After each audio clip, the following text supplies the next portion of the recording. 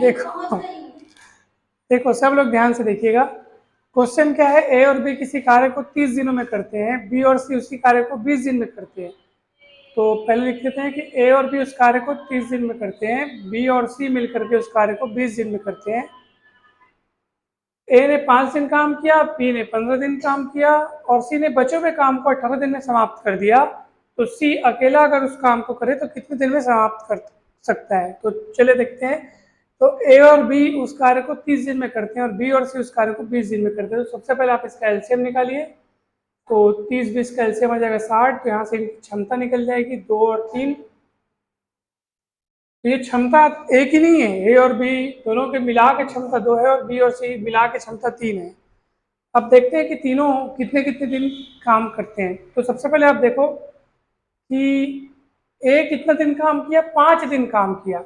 ए ने 5 दिन काम किया, ठीक है, ए ने 5 दिन काम किया। बी ने कितना दिन काम किया? अब देखो ध्यान से समझना, ए ने 5 दिन काम किया, उस 5 को मैं 5 पूरा लिख देता हूँ, ठीक है। बी ने 15 दिन काम किया। हम यहाँ पे ये मान के चलते हैं कि बी का जो 15 दिन का काम है उसने 5 दिन ए के साथ मिलकर काम किया, 10 दिन अलग काम किया। क्योंकि ए 5 दिन काम करके छोड़ देता है, बोल रहे हैं ना, ए ने सिर्फ 5 दिन काम किया, उसके बाद वो अलग हो गया। लेकिन बी कितना दिन काम कर रहा है? 15 दिन। इसका मतलब शुरू के 5 दिन वो ए के साथ काम किया, फिर 10 दिन अलग से किया।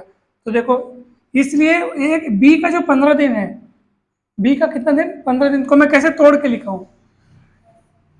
कैसे तोड़ के लिखा हूं? 5 + 10, मतलब शुरू का 5 दिन वो ए के साथ काम किया, फिर 10 दिन अलग से काम किया। लेकिन सी का क्या हिसाब किताब है? सी ने बचा हुआ कार्य को 18 दिन में किया। तो हम ये मान के चलते हैं कि वो 10 दिन बी के साथ उसको शामिल कर दो और 8 दिन अलग कर दो। तो बोलोगे सर ऐसा भले वो साथ में काम क्यों ना क्यों, लेकिन हमको क्या है, जो आंकड़ा हमारे पास उपलब्ध है वो दोनों की संयुक्त क्षमताओं का है।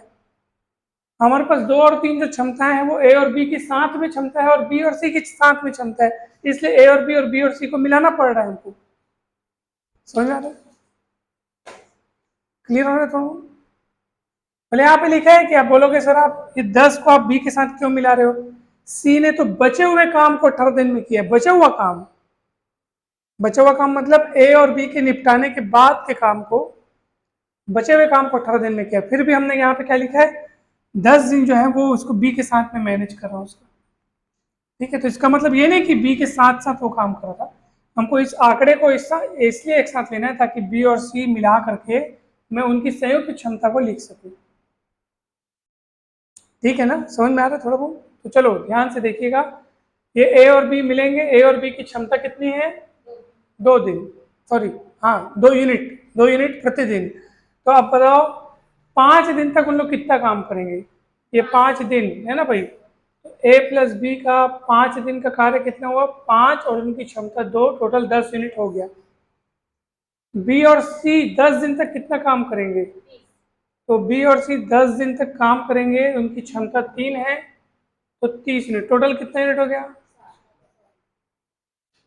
40 हो गया ना। 5 यूनिट 10 और 10 के 30, 30 10 40 यूनिट काम हो गया। टोटल कितना यूनिट काम है? तो वो 60 यूनिट में से 40 यूनिट काम हो गया। कितना यूनिट काम बचा? 20 यूनिट काम बचा है हमारे पास और 8 दिन बचे हैं। और इस काम को करता कौन है? सी करता है। समझ में आ रहा है ना? हाँ टोटल सी, देखो सी ने बचे हुए कार्य को 18 दिन में समाप्त किया। तो हम उसका 18 दिन कैसे मैनेज कर रहे हैं? 10 दिन को मैं बी के साथ ले लिया, 8 दिन अलग ले लिया। भले वो बचे हुए काम को 18 दिन में करता है, लेकिन मैं 10 उसका उधर इसलिए फिट कर रहा हूँ ताकि बी और सी का एक साथ आंकड़ा 10 मिलेगा। तो मेरे को बी और सी की क्षमता 3 यहाँ पे यूज करते बनेगा। मतलब सी ने 18 दिन में काम किया, लेकिन उसके 10 दिन को मैं अलग लिख करके बी के साथ कैलकुलेट कर रहा हूँ, क्योंकि बी और सी की मेरे को कार्य क्षमता का टोटल पता है 3 है। अगर तीनों का कार्य क्षमता अलग अलग निकाल के करेंगे, सी का कार्य क्षमता नहीं मिलेगा। 20 को डिवाइड करेंगे ना 8 से, तो उसका सी का एफिशिएंसी आ जाएगा 20 को, हाँ हाँ वही तो बोल रहा हूँ मैं। बचा हुआ कार्य कितने? देखो 20 यूनिट और दिन कितने बचे हैं? 8 दिन। तो देखो ना ऐसे, देखो देखो 20 यूनिट कार्य कितने दिन में? 8 दिन में। अपने को काम कितना करवाना है? बोल रहे सी अकेला उस काम को कितने दिन में करेगा? सी अकेला कर रहा है मतलब पूरा अगर 60 यूनिट काम करेगा तो कितने दिन में करेगा, तो 8/20 गुणित 60। 20 को नीचे ला लिया ना, नीचे लाऊंगा इसका मतलब क्या है, मैं 1 यूनिट के लिए हिसाब कर रहा हूँ और उसका 60 यूनिट का करने के लिए दोनों पक्षों में 60 से गुणा करना पड़ेगा। तो 20 या 60, 8 या 24। सी अकेला उसको 24 दिन में करेगा। ये देखो बचा हुआ काम 20 यूनिट है और दिन बचे हैं 8, तो 20 यूनिट काम करने के लिए अगर 8 दिन बचे हैं सी के पास, तो 60 यूनिट काम को अगर वो शुरू से शुरू करे तो 8/20 गुणित 60 दिन अर्थात 24 दिन में पूरा करेगा। तो ये वाला फंडा आप सी का कार्य क्षमता कितनी हो जाए? सी का अगर क्षमता निकालना हो तो आप इस तरीके से निकाल सकते हैं। देखो 8 दिन बचा है और काम कितना बचा है, 20 यूनिट, तो क्षमता नहीं, यहाँ से नहीं निकलेगा।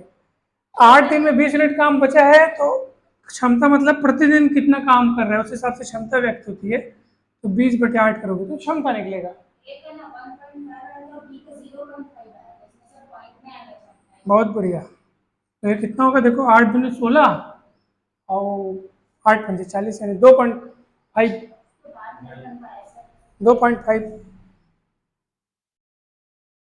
फिर ऐसे। इसमें टाइम में भी आ जाएगा ना सर, 8+2। भाई देखो क्षमता मतलब क्या होता है, प्रतिदिन का कार्य, प्रतिदिन का कार्य है ये, 2.5 यूनिट कार्य प्रतिदिन का।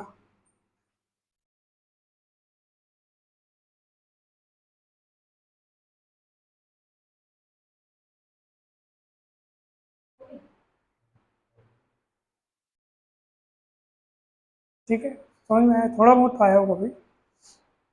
अब इसमें से आप टोटल यूनिट्स की संख्या में से अगर टोटल 60 यूनिट कार्य है उसमें आप उसकी क्षमता को डिवाइड करोगे तो दिनों की संख्या मिल जाएगी। 60 यूनिट कार्य बटे क्षमता, तो दिनों की संख्या मिल जाएगी 24 से। मेन आपको ये फंडा दिमाग रखना है। 60/25 गुना 10 करेंगे तो आएगा ना सर? हाँ क्यों नहीं आएगा, बस वही जरूर आएगा। ये भी तो सस्ता हिसाब है, देखो ना 20 यूनिट काम कर रहा है 8 दिन में तो 60 यूनिट काम करेगा 20/8/20 गुणित 60 दिन में, यानी 24 दिन में।